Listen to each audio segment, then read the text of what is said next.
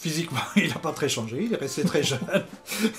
Et c'était quelqu'un de très ouvert, toujours prêt à discuter. Dans le groupe de jeunes étudiants en Beaux-Arts qu'on était là, Jean-Claude était l'étudiant sûrement le plus fidèle au cours, celui qui travaillait le plus.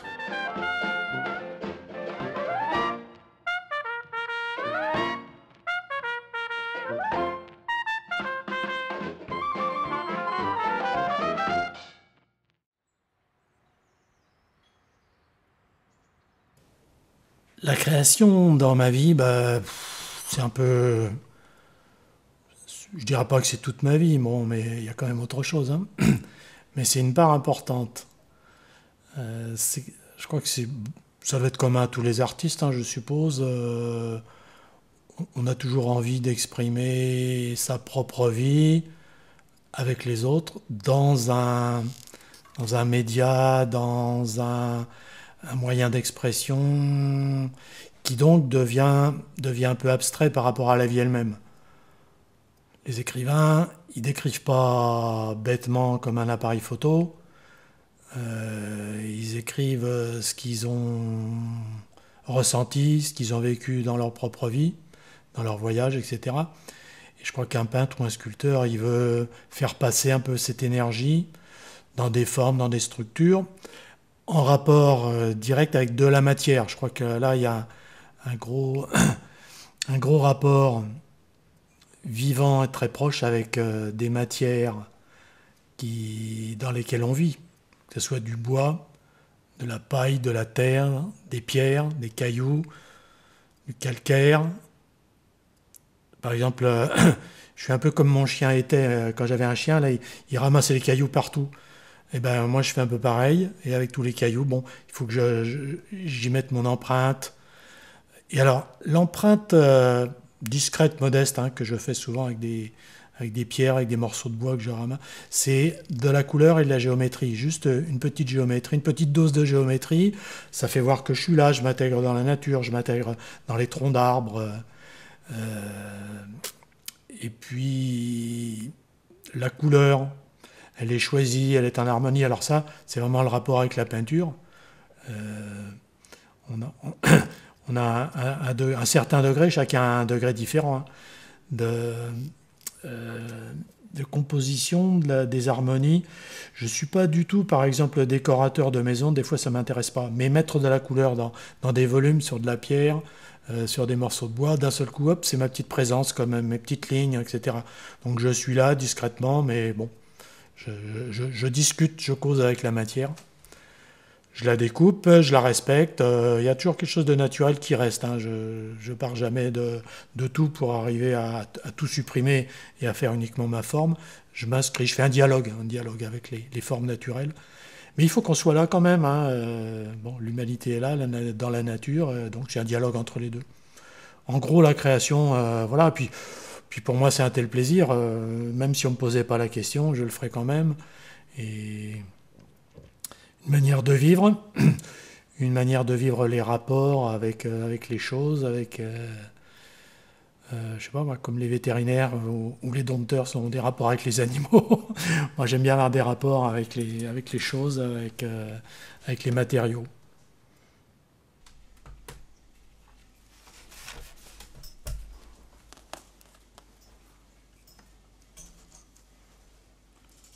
Ma démarche artistique, elle est un petit peu double. C'est-à-dire que je ne démarre pas, en général, un travail plastique, gravure ou peinture, immédiatement comme ceci, sans préalable. Je démarre, en principe, un travail de peinture sur un questionnement. C'est-à-dire que avant de commencer de chercher les matériaux pour réaliser ma peinture, je pars d'un questionnement, c'est-à-dire je m'interroge sur par exemple sur les rapports de la peinture et puis du quotidien, de l'environnement. Enfin, je m'interroge sur la façon dont l'image du corps intervient dans mon travail. Ça apparaîtra peut-être plus clairement lorsque on envisagera le travail de série que je fais. Voilà, donc en principe, je ne fais pas de peinture tant que je n'ai pas un besoin véritablement de m'exprimer quand je n'ai pas quelque chose à dire. Voilà, sinon je me tais. Et ça peut être un temps assez long. Là, je suis en ce moment un petit peu non pas en attente, mais en maturation de mon propos. J'envisage un prochain travail de peinture, mais qui aura lieu simplement peut-être dans 2 ans. Et je le prépare de 2 façons différentes, par du dessin, par de la gravure. Cette fois-ci, ça sera la gravure qui viendra en premier. Et puis, j'entreprendrai ce travail de peinture lorsque mon propos, lorsque mes interrogations auront quelques réponses, ou que je pense avoir quelques réponses à donner. Voilà. Et puis après, mon travail dans un deuxième temps, mon travail de peinture sera non pas un travail d'exécution, c'est-à-dire que je ne vais pas réaliser un projet que j'aurais mûri comme ceci abstraitement, mais je vais le faire comme tout peintre ou graveur, c'est-à-dire que je vais le faire en relation directe avec la matière, les matériaux. Je ne pars pas sur ma toile avec, en général, une idée très précise. Non, le travail se mûrit au fur et à mesure. Par exemple, dans une peinture comme celle-ci, il doit y avoir une quinzaine d'épaisseurs de peinture, de couches de peinture et de papier pour arriver effectivement à donner à ma peinture ce que je voulais y mettre. Voilà.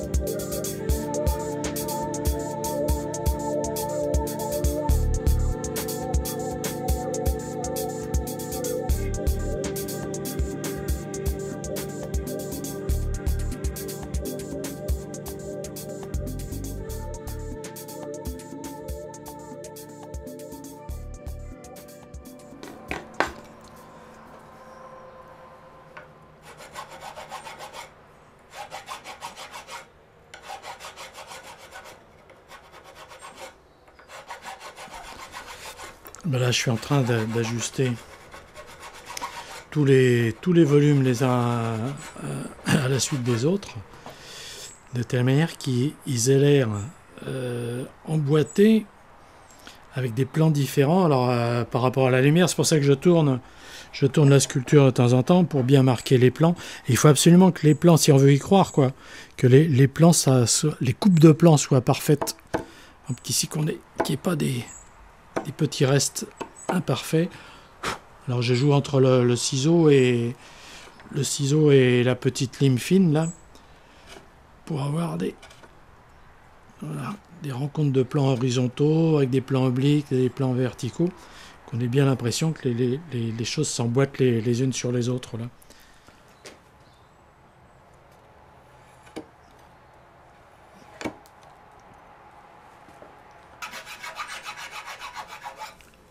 Il y a une phrase que réécrit à chaque fois un ami à moi qui est un Anglais, là, qui vit dans le Lot maintenant, qui vraiment veut faire de la peinture abstraite, et il écrit tout le temps sur ses petits catalogues, là, à peu près la même phrase, je cite de mémoire, que l'abstraction, c'est finalement pas mal, parce que tout est tellement bouleversé, on ne sait plus bien dans quel courant on est, puisque ça change assez vite. Mais l'abstraction m'intéresse beaucoup parce que c'est quelque chose qui parle directement au cœur des hommes, à travers les yeux, bien sûr, le regard, mais directement, c'est ça qui est intéressant, sans passer trop, un peu quand même, bon, par une culture, mais en s'adressant directement. Alors que l'image, c'est quelque chose de... La figuration, c'est quelque chose de beaucoup plus complexe, donc qui demande plus de culture pour y accéder, qui demande des codes, etc. Donc c'est peut-être plus difficile d'accès, alors que l'abstraction, finalement, contrairement à ce que disent la plupart des gens, c'est quelque chose qui parle directement, qui est finalement plus simple à ressentir sans intermédiaire. Voilà. Comme dans la peinture et la sculpture que je pratique, c'est pratiquement que de l'abstraction, donc je trouve ça pas mal. Voilà.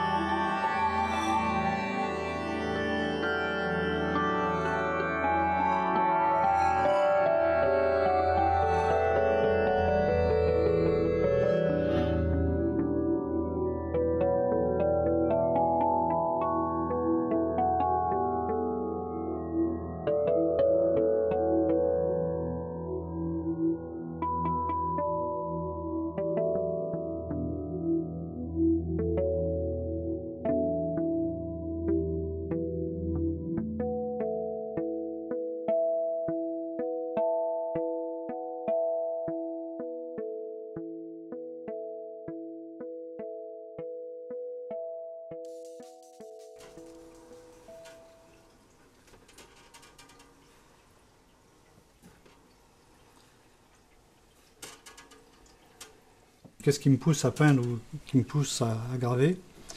C'est quelque chose de difficile à cerner comme ça. Peindre, graver, pour moi, c'est un questionnement.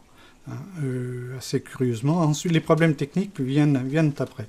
Et voilà, c'est une interrogation permanente. Et à un moment ou à un autre, je l'exprime à travers de la peinture, à travers de la gravure. Est-ce que c'est la seule raison? Je ne sais pas. Je pense que effectivement, c'est une activité qui implique tellement que c'est à la fois un plaisir, une libération, puis c'est quelquefois quelque chose de relativement douloureux. C'est plus curieusement que ça puisse paraître. Mais en tout cas, c'est une nécessité.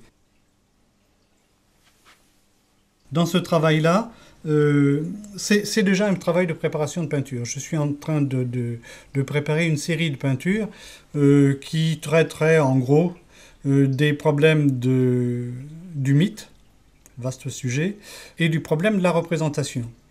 Alors voilà, par relation avec ce que je disais au début, voilà quelque chose qui n'est pas du tout mûr pour l'instant pour en faire un sujet de peinture. Alors je commence par de la gravure. Ce qui me permet déjà de m'échauffer un petit peu, de me préparer au travail de peinture. Et dans cette approche, bon là je suis passé par quelque chose que je maîtrise à peu près bien, me semble-t-il, c'est le rapport à l'image, mais il va falloir que je travaille tout ça pour aborder le problème en peinture.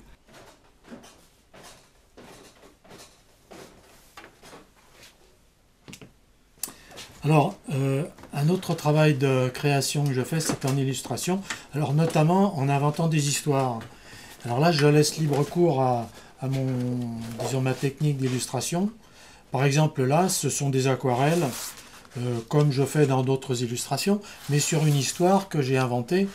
Donc c'est de l'aquarelle avec un trait, c'est la même technique que pour les illustrations que je fais pour des clients étrangers.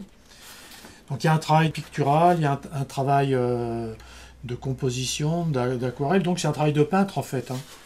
Je crois, j'ai eu un problème dans ma jeunesse, c'est qu'on m'avait dit que j'avais pas d'imagination. Je savais dessiner, mais j'avais pas d'imagination. Alors ça me semblait un peu dommage quand même. Et j'ai cherché une méthode personnelle pour avoir de l'imagination. Alors, et je l'ai enseigné à des élèves pendant longtemps. Je dis, si vous voulez avoir de l'imagination, dès que vous répondez à une demande ou quelque chose qui vous paraît logique de faire, il faut faire exactement l'inverse. Et vous partez sur d'autres chemins que ceux on attend de vous. Donc il ne faut jamais répondre exactement ce qu'on attend de vous. Donc finalement c'est une bonne méthode. Et une fois qu'après les clés sont ouvertes, les portes sont ouvertes un petit peu partout, finalement après l'imagination, elle se nourrit elle-même.